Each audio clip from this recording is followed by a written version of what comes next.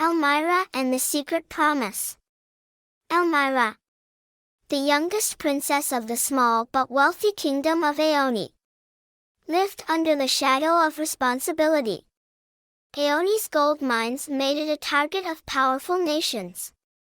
To avoid war, the king of Aoni signed a treaty with Messia, the dominant kingdom, agreeing to send a princess as a hostage to ensure their loyalty. Being the youngest and least regarded, Elmira was chosen. She was sent to Messia, where she endured years of being treated as a servant by the other princesses. Her only solace was her small cat, Kitty, who offered companionship in her isolation. One day, while searching for Kitty, Elmira saw her cat being threatened by a hunting dog.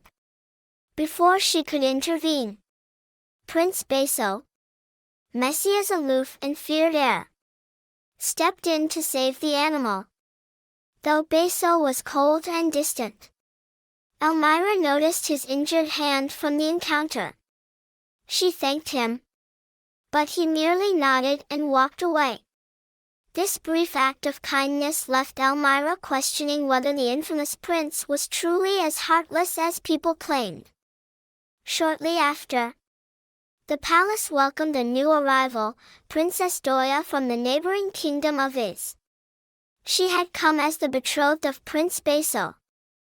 Doia, with her elegant demeanor and radiant beauty, quickly charmed the court. What surprised Elmira most, however, was that Doia chose her as her closest attendant. "You deserve better than what you've endured here," Doia said warmly when Elmira hesitated. "We are both princesses, sent far from home for the sake of peace. Let us support one another." For the first time, Elmira felt seen. But she couldn't help wondering, why would someone as influential as Doia choose to befriend someone like her? One night, as Elmira walked past Doia's chambers, she noticed a strange golden light flickering under the door. Curious, she peeked inside and saw Doia stirring a cauldron of glowing liquid, muttering incantations in a language Elmira didn't recognize. Doia turned and caught Elmira watching. "You were bound to discover this eventually," she said calmly. She then revealed her truth. She was not a princess but a sorceress raised by Messia's king to carry out secret missions. "I'm here to protect this kingdom's interests," Doia explained. "And I need your help for my next task." Doia's task was simple yet dark: weaken Prince Bayso, who had been quietly opposing the king's expansionist plans. According to Doia, the king feared Bayso's growing influence and wanted him out of the way. "I can help you return to Aoni," Doia offered. "All I need is your cooperation." Elmira hesitated. The thought of returning home was tempting, but the idea of betraying someone who had shown her unexpected kindness filled her with unease. Over time, Elmira found herself spending more moments with Bayso. Despite his icy exterior, he treated her with respect and even showed interest in her well-being. One evening, Bayso asked, "Do you wish to return to Aoni?" "Yes," Elmira admitted softly. "I'll ensure your safe return," Bayso promised. "But only if it doesn't put your kingdom at risk." Elmira's heart wavered. Could she betray someone who seemed to care about her and her homeland? Thus ended Elmira's journey, not as a forgotten princess, but as a queen who brought light to both kingdoms. Elmira's suspicions grew when she overheard a heated conversation between Doia and the king of Messia. The king, whose body had been taken over by a demon years ago, revealed his plan to use Bayso as a pawn to further his ambitions. The Demon King viewed Bayso's recent opposition to warfare as a threat. He intended to eliminate Bayso to consolidate his control, using Doia as a tool to carry out the plan. Elmira was horrified, realizing that not only was Bayso in danger, but Doia, too, was being manipulated. The day of Bayso and Doia's wedding arrived. Elmira was instructed to enter Bayso's chambers before the ceremony to place a weakening potion in his drink and hide his enchanted sword, the source of his power, standing in his chambers. Elmira hesitated. Memories of Bayso's kindness and his desire for peace filled her mind. She couldn't bring herself to betray him. Instead, she left the potion untouched and resolved to find a way to stop the Demon King's plan. During the wedding banquet, Elmira sneaked into the armory in search of Bayso's sword, hoping to return it to him. As she was about to leave with the weapon, she was caught by Doia. "You've chosen the wrong side, Elmira," Doia said coldly. "No," Elmira replied firmly.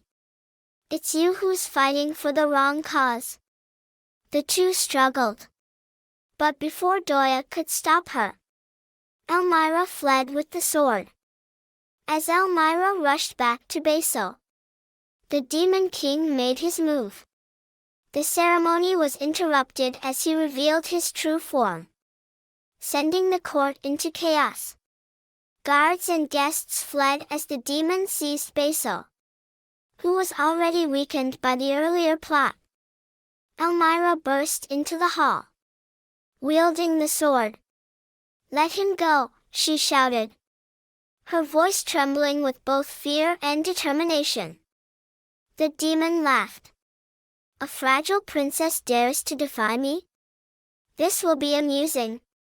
Elmira tossed the sword to Bayso, who caught it just as the demon lunged toward him.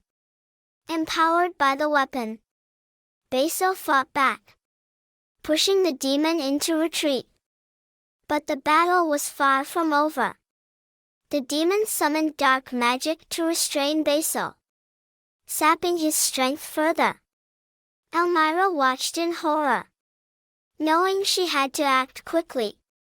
Doia, who had been watching from the shadows, stepped forward. "Enough," she shouted, her voice cutting through the chaos. Turning to Elmira, she said, "I know I've wronged you, but I won't let him destroy everything.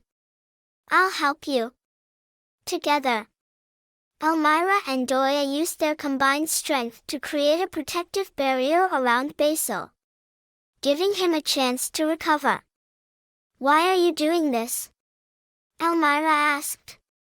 "Because you showed me what courage looks like," Doia replied. Bayso, rejuvenated by the sword's power, launched a final attack on the demon. With Elmira and Doia's support, the Demon King was struck down, his dark magic dissipating into the air. As he fell, the demon hissed, "You may have defeated me, but the greed of men will always summon darkness again." With those words, he vanished into nothingness. With the demon defeated, Messia began to rebuild. The court hailed Bayso as a hero, but he credited Elmira for her bravery and wisdom. True to his word, Bayso arranged for Elmira's safe return to Aoni. On the day of her departure, he met her at the gates. "Thank you, Elmira," he said. "You've taught me more than you realize." Elmira, her heart heavy, replied, "You've shown me kindness I never expected. I'll never forget it." 1 year later, Elmira had settled back into life in Aoni when a grand carriage arrived at the palace. Prince Bayso stepped out, his demeanor softer and more earnest than she remembered.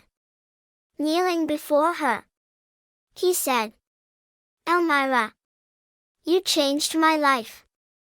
I want to spend the rest of it by your side. Will you marry me?" Tears filled Elmira's eyes as she nodded. Their union brought lasting peace to both Aoni and Messia, uniting the two kingdoms in harmony. Elmira's journey, which began as a tale of duty and sacrifice, ended with love and triumph, not just for herself, but for everyone she touched.